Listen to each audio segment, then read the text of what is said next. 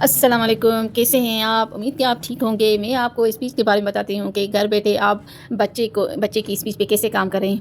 तो मैं आपको स्टेप बाय स्टेप बताती हूँ। मैं आज आपको शेप्स के बारे में बताऊँगी कि शेप्स के बारे में बच्चे को कैसे समझाया जाए।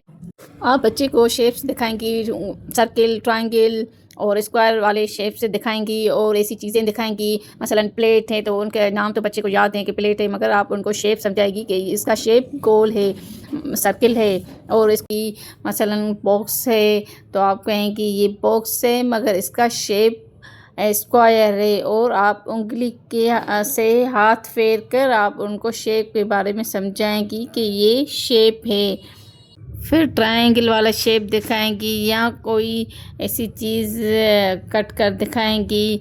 मसलन वाटरमेलन है तो उसको ट्रायंगल शेप में कट करके आप बताएंगी वाटरमेलन है शेप ट्रायंगल। ऐसे उंगली के हाथ उंगली से फेर कर उसको शेप समझाएंगी कि ये ट्रायंगल है।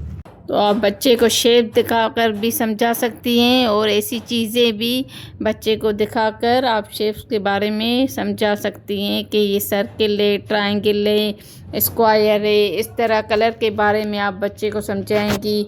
मसलन येलो कलर है, रेड कलर है। एक साथ ज़्यादा चीज़ें दिखाकर बच्चे को समझाएंगी कि ये red car, red ball, red cup है।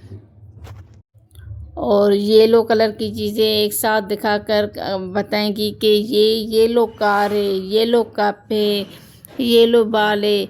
मतलब एक साथ ये अलग अलग चीज़ें करके दिखाएंगी कि ये येलो है, ये रेड है। ब्लू वाली चीज़ें दिखाएंगी तो कहेंगी ये ब्लू कलर है। मगर ज़्यादा नहीं बोलना, सिर्फ कलर के बारे में चीज़ का नाम लेकर और कलर बताना है कि ब्लू कार, रेड कार। हम नाउन तो याद करवा चुके हैं, नाउन पे काम हो चुका है तो हम अब एक्शन वर्ड पे काम कर रहे हैं। उम्मीद कि आपको वीडियो पसंद आई होगी। वीडियो को सब्सक्राइब, लाइक, शेयर ज़रूर कीजिएगा। खुदा हाफिज़।